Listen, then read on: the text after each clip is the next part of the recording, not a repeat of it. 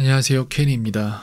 수업 요약 드리도록 하겠습니다. 일단 어휘적인 부분들 여러 개 있고요. 그런 것들 지금 아이랑 이제 수업 계획에서 말씀드렸던 것처럼 모르는 부분들을 다 납득시키고 숙지화 시켜주겠다고 말을 했잖아요.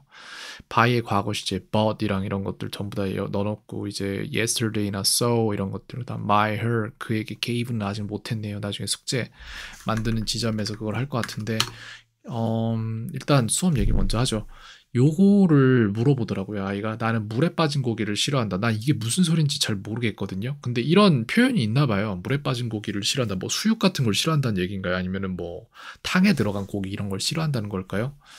어쨌든 이 말을 했는데 그래서 여기에서 지금 아이가 모르는 거는 나는 고기를 싫어한다는 할 수 있어요. 그건 능력 안의 일이에요. 근데 고기인데 물에 빠진 고기다. 이걸 못한단 말이에요. 그래서 관계대명사를 지금 아이가 필요로 하고 있어요. 근데 관계대명사가 사실 영어를 학습하는 부분에서도 보면 되게 뒷부분에 위치를 해요. 어렵다고. 근데 문제는 뭐냐면은 사람이 이 자기가 배우는 것들의 난이도를 생각해서 난이도 낮은 것부터 접근할 수도 있고 그게 지금 현재 교육 이제 목차가 정해진 건데 영어 학습에 그리고 자기가 실제로 사용하는 것들의 이제 범용성으로 생각을 해서 배울 것들을 미리미리 선점을 해야 될 것들도 존재하는데 이 관계대명사 그 두 개의 다른 카테고리로 봤을 때 굉장히 달라요. 난이도로 잡으면은 뒤로 가야 되고 사용성으로 보면 앞으로 가야 돼요. 그래서 저는 이걸 앞쪽으로 빼는 편이긴 한데 왜 그러냐 하면은 예전에는 이거를 아이들이 저한테 물어보기 전에 미리 주고는 했는데 이젠 그러지 않아요. 아이들에게 진짜 필요한 것들을 위주로 먼저 주는 스타일의 수업을 하다 보니까. 근데 결과적으로 관계대명사가 앞으로 나올 수밖에 없어요. 왜냐? 자기가 하고 싶은 말들이나 이런 것들은 결국 다 이런 문장을 가져요. 물에 빠진 고기를 싫어한다. 나는 엄마가 사준 가방을 좋아한다. 내지는 나는 아빠가 타는 차의 색깔을 안다. 뭐 이런 것들 있잖아요. 뭐뭐 하는인데 예쁜이라고 형용사로 한 방에 나온 pretty 하면 되는데 글쎄요. 내가 어제 만난이라는 형용사를 만들려면 관계대명사가 필요합니다. 그래서 형용사 제조를 하기 위해서 관계대명사를 배워야 된다. 그래서 아이는 굉장히 일단 스탠스 자체가 굉장히 조금 약간 좀 처져 있어요. 항상 좀 가자 이런 스타일은 아니잖아요. 그렇기 때문에 처져 있는데 이런 부분 때문에 좀 디폴트 값, 감정의 디폴트 값이 약간 좀 뭐랄까 걱정도 많은 것 같고 뭔가 우울해하는 부분도 있는 것 같고 그런 것들이 좀 저한테 보입니다.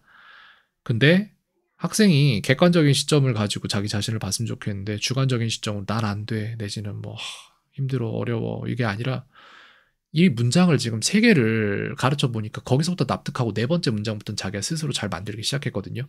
그럼 굉장히 잘 배우는 거예요. 근데 학생은 제가 그런 얘기를 해도 본인이 납득하지 못할 수도 있어요. 그러면은 배우는 게 항상 힘들어질 거예요. 뭘 배워도.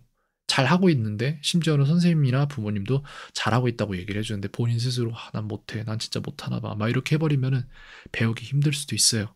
그런 부분을 계속해서 좀 개선을 해줘야 된다고 저는 생각을 하고 그런 부분 계속 최대한 아이가 스스로 메타인지 좋은 쪽으로 키워갈 수 있도록 계속 말을 해주겠습니다. 그리고 월요일이 굉장히 피곤하다 이런 얘기를 하는데 저는 되게 막 이런저런 것들을 되게 많이 배웠거든요. 몸을 개선하기 위해서. 근데 그 스탠포드의 대학교에 뇌과학 박사 중에 닥터 휴버만이라는 사람이 있는데 그 사람이 팟캐스트나 이런 강의들, 팟캐스트가 아니라 유튜브의 강의를 1번부터 에피소드로 올리기 시작했는데 저는 에피소드 한 거의 1번 때부터 봤어요.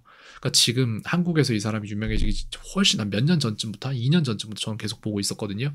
근데 그 사람이 했던 것 중에 진짜로 할 만한 게 뭐냐면은 아침에 일어나면은 햇빛을 직접 눈으로 쬐는 게 중요하다고 얘기를 하더라고요. 그게 이제 하루에 자신이 쓸 에너지 양을 결정을 하는데 뱀 같은 경우에는 머리 위쪽에 이렇게 해를 받아들이는 구멍이 있어서 그걸로 인해서 이게 아침이구나 저녁이구나라는 걸 판단하지만 인간은 그런 게 없기 때문에 시상하부 아래쪽으로 위에서 이렇게 내리쬐는 햇빛을 직접 눈으로 볼 때에 그것이 이제 맥박같이 펄스가 이렇게 있어서 그걸로 인해서 그날 하루에 쓸 에너지 양이 결정된다고 하는데 저는 이제 생각하면서 에너지의 양도 생각을 해봤는데 이 양이 커지면은 에너지의 질도 달라져요. 그렇기 때문에 어떤 날은 굉장히 피곤하고 뭔가 하기 싫고 오늘 버티자라는 생각으로 사는 날이 있고 어떤 날은 야 가자 하는 생각으로 사는 날이 있거든요. 그게 대부분의 버티자의 감정을 주는 날은 어떤 날이면 어두운 날이에요. 구름 낀 날, 비가 오는 날들 그런 날들입니다.